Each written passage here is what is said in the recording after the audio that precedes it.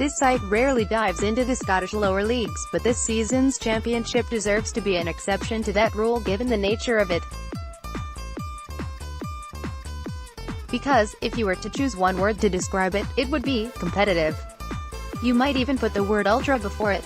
And that's because the league is absolutely stacked this season.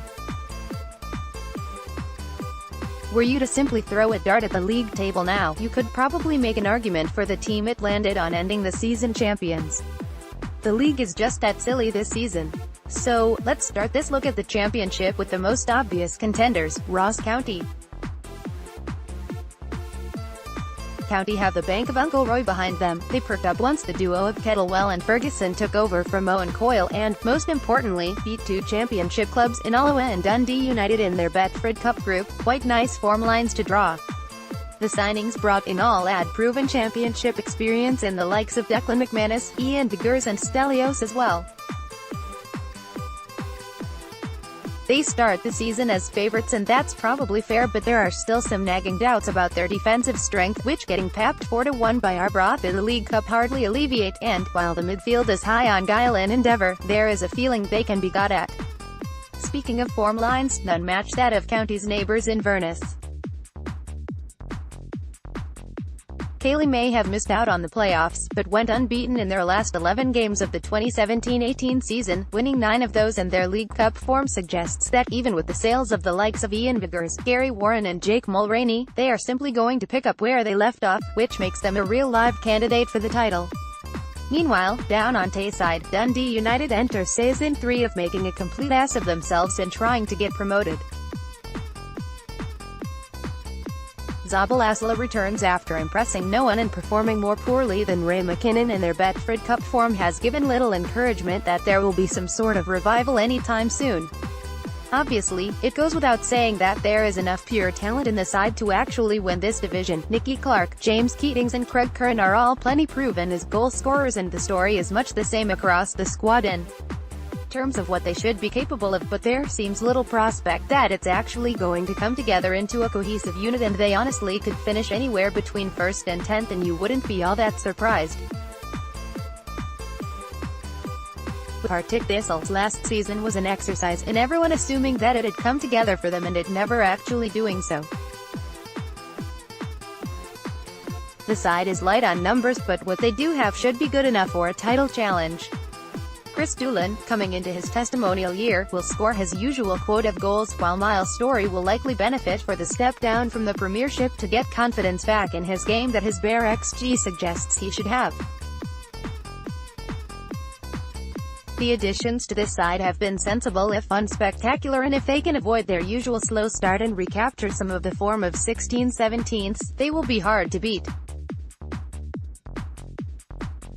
Dunfermline snuck into last season's playoffs and the Pars have added quality. Faisal El Bakhtaoui may not have handled the move to Dundee, but back at a more familiar level he could tear the league up, and, having added Aidan Connolly, they have another attacking midfielder who could really excel.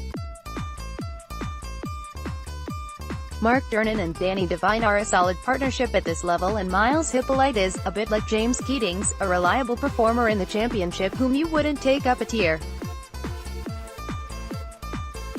They simply just look like a really strong championship team who you would hang your hat on to at least be in the playoffs and potentially do much better. And we're not finished with the contenders yet. Queen of the South won't be on many people's lists, but if you put Gary Harkins in behind Stephen Dobby, you guarantee my attention. Stephen Dobby is a great goal scorer at this level, and would likely be in the Premiership too, and to stick in behind him a playmaker of the caliber and immobile craft of Gary Harkins has already paid dividend in the Betfred Cup, where Dobby scored 7 goals in the group stages. With Lyndon Dykes and Josh Tide constantly improving, along with solid support from Andy Sterling, Dumfries will be the place to go for goals this season, even if the defense doesn't match that level.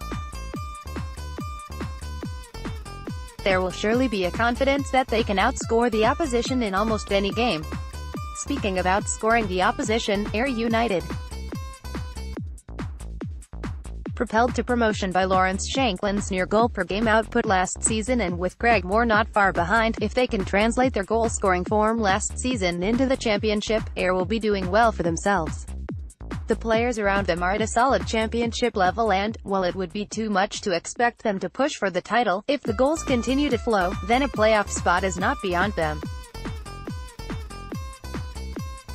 Both Falkirk and Morton disappointed last season.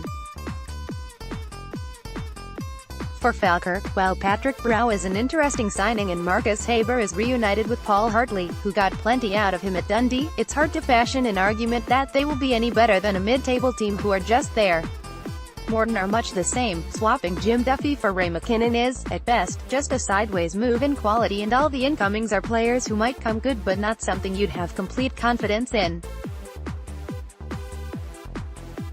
Only Alloa would you think are battling solely to stay up, but it's very difficult to fashion an argument as to why that won't be in vain, even if they did get a penalty when at Tannadice in the League Cup. This rapid tear through the championship shows it in good health. Almost all the teams have plenty of goals in them, and there is only Alloa for whom you can't fashion a reason for optimism about. It will, undoubtedly, be a crowded league with 9 teams in contention for the top 4 places. Competitive? That might even be underselling it a bit.